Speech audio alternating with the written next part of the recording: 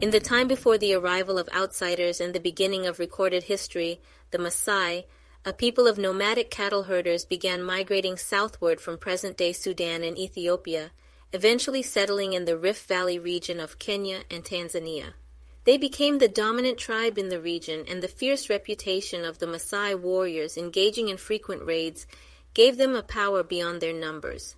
At the end of the 1850s, there was Maasai by the coast near Mombasa.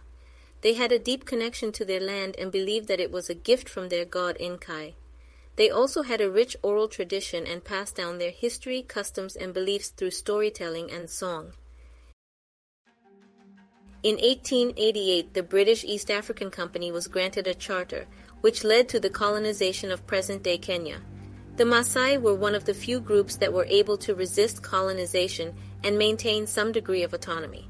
However, they did eventually come under British rule, and their traditional way of life was disrupted by the introduction of Western education, religion, and economic systems. When the British East African Company became bankrupt, the British government took over administration of the colony, which they intended to use as a gateway to Uganda, Buganda, and Bunyoro because there were no minerals to exploit in Kenya. The Maasai struggled to preserve their territory, but their spears were no match for armed British troops, and their lawyers never had a fair chance in British courtrooms. In 1904, the Maasai signed a first agreement, losing the best of their land to the European settlers. The Europeans then introduced forced labor and passed legislation that ensured natives became subjects of the British settlers. The road to colonization of Kenya was difficult for the British because by the turn of the 20th century, the whites was outnumbered by the Indians, and the Indian rupee was Kenya's main currency. The presence of Indians in Kenya can be traced back to the 19th century when the British brought Indians to Kenya as indentured laborers to work on the construction of the Uganda Railway, which was a vital infrastructure project aimed at connecting the interior of East Africa to the Indian Ocean port of Mombasa. After the completion of the railway, many Indians chose to remain in Kenya and began to engage in various economic activities such as trade, agriculture, and manufacturing. As a means of consolidating power, the British introduced the hut tax. A certain amount of taxes was to be paid to the government for each hut a family owned. This meant that native Kenyans had to earn money which could only be achieved by working for someone else that could pay them wages. The punishment for not paying hut tax was a fine, and which often, when not paid, led to forced labor, thereby providing the British settlers with the cheap labor they were searching for. In 1920, the British East Africa Protectorate was renamed Kenya and became a British colony. This change was made in recognition of the growing economic and political importance of Kenya, particularly in regards to the country's agriculture industry, which had become a major source of revenue for the British Empire. Additionally, the British government introduced a new system of land tenure, which involved the allocation of land to European settlers at the expense of indigenous peoples. This policy was known as the White Highlands Scheme. The White Highlands was an area in the central uplands of Kenya, and before the colonial era, the highlands region of Kenya was inhabited by various indigenous communities, such as the Kikuyu. However, with the advent of colonialism, it became the focal point for European settlement in Kenya, displacing the native inhabitants. European explorers and administrators initially referred to the region above 5,000 feet sea level as the highlands. This area was considered favorable for European settlement due to its cool climate. The policy led to tensions between European settlers and the Kikuyu tribe, who were heavily impacted and displaced from their land. The policy also included the denial of political power and representation to the Africans. The colonial government began to show more interest in the welfare of African peoples.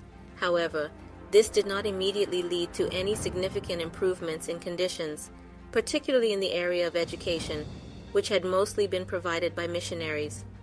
Although some Africans managed to receive a Western education, they had no representation in Kenya's legislature, which was composed of appointed council members and a European unofficial member, typically a missionary.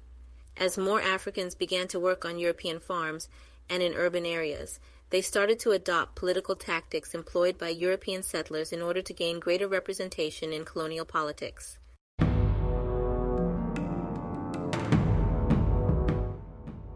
The first political pressure group, the Young Kikuyu Association, was formed in 1921 by Harry Thuku and, among others, Jomo Kenyatta. They demanded African representation in the legislature and raised concerns on low wages, restrictions on coffee growing by Africans, and criticism by Christian missionaries of traditional practices. However, the association was banned the following year and Thuku was arrested. The Kikuyu Central Association was established in 1924 to carry on the efforts of the EAA. Jomo Kenyatta, a leader of the Kikuyu Central Association, went to the colonial office in London and utilized his time there to present the Kikuyu's land claims at the colonial office. When World War II broke out in 1939, around 100,000 Kenyans were enlisted to fight the Italians in East Africa, and in 1944, a political group named Kenya African Union was formed by a group of Kenyan activists to fight for the rights of Africans living under British colonial rule in Kenya. Jomo Kenyatta returned to Kenya and became president of the KAU. After the end of the war, frustration and dissatisfaction among the Africans grew due to the lack of progress in improving their living conditions. In and around Nairobi, hundreds of thousands of Kenyans lived in impoverished conditions with few opportunities for employment or basic social justice. Meanwhile, white Europeans and many Indians who had settled in Nairobi enjoyed a significant level of wealth and often displayed hostility and contempt towards indigenous Africans. This pattern was also evident in rural areas, where 3,000 European families owned more land than 1 million Kikuyu who were forced into reserves. These conditions, which had been building over decades of mistreatment and oppression under British rule, fueled various Kenyan nationalist movements, eventually leading to the Mau Mau uprising.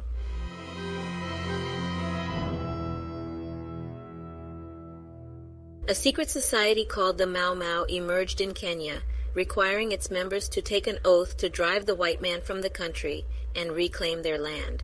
The oath reads, "I swear before God and before the people who are here, that I have today become a soldier of Gikuyu and Mumbi, and I will from now onwards fight the real fight for the land and freedom of our country till we get it or till my last drop of blood.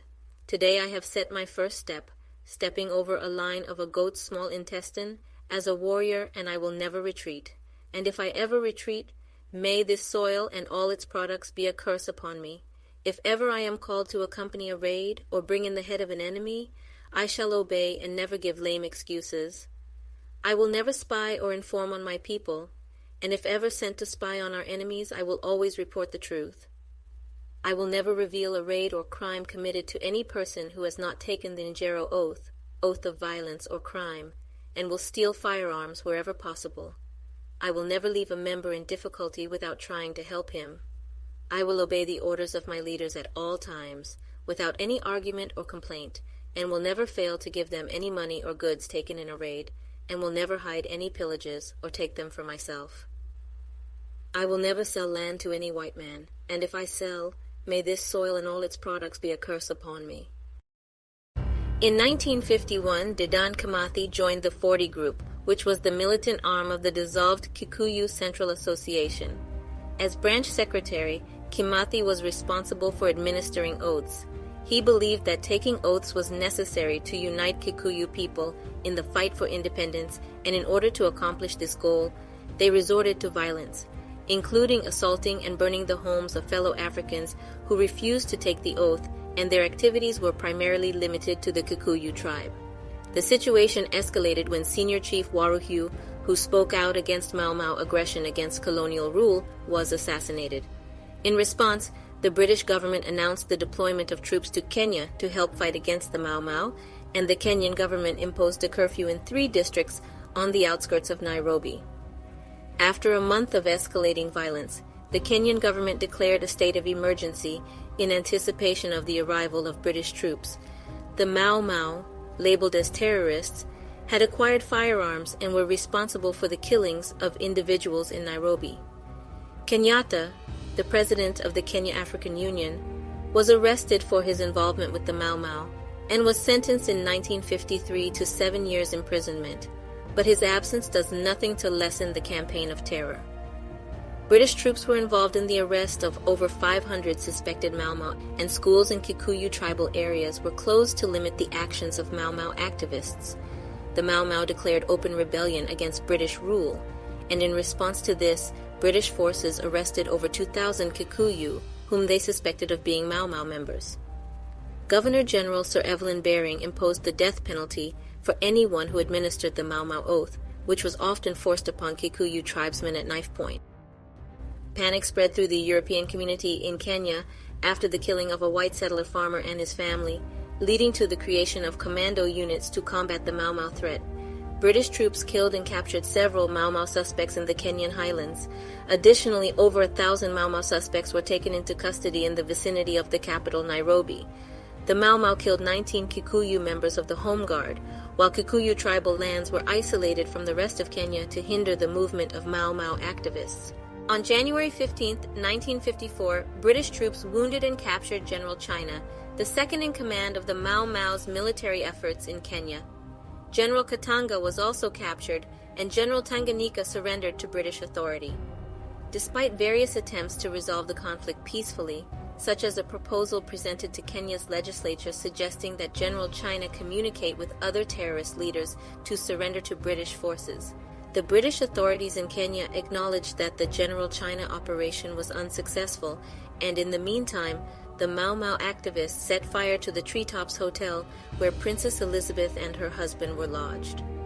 On January 18, 1955, the Governor-General of Kenya, Evelyn Baring, issued an amnesty to Mau Mau activists, which allowed them to avoid prosecution for their previous offenses but permitted their detention. The European settlers were outraged by the clemency of the offer, and when no response was received by June 10, 1955, the amnesty was withdrawn. Subsequently, in June 1956, a land reform program was introduced which increased the land ownership of the Kikuyu people, and restrictions on the natives growing coffee, which was their primary source of income, were relaxed.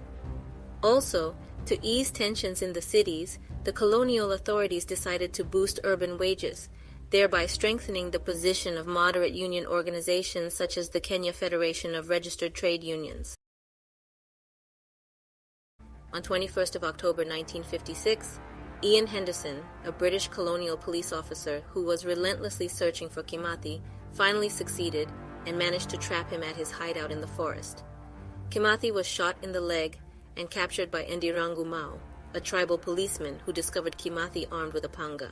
His capture signaled the defeat of the Mau Mau, and the British authorities distributed leaflets featuring the image of Kimathi being taken away on a stretcher to demoralize the Mau Mau and their supporters. A court presided over by Chief Justice O'Connor, and with an all-black jury of Kenyans, sentenced him to death while he lay in a hospital bed at the General Hospital, Nyeri. In the early morning of the 18th February 1957, he was executed by hanging at the Kamiti Maximum Security Prison. He was buried in an unmarked grave, and his burial site remains unknown. However, the rebellion survived under the leadership of Field Marshal Musa Mwariama and General Baimungi until after Kenya gained independence from Britain. Tragically, General Baimungi, who was among the last of the Mau Mau generals, was killed shortly after Kenya achieved self-governance. In 1960, the Kenya African National Union was organized by black nationalists, and Kenyatta was elected president in absentia. The party announced it would not take part in any government until Kenyatta was released. After being released on August 21, 1961, Kenyatta went on to lead Kenya to independence in 1963 and was appointed as the country's first prime minister. Kenyatta's tenure as president was marked by economic development and the promotion of African unity. He died in office in 1978 and was succeeded by his vice president, Daniel Arap Moi. Despite his controversial legacy, Kenyatta remains a prominent figure in Kenyan history and is widely regarded as the founding father of the nation.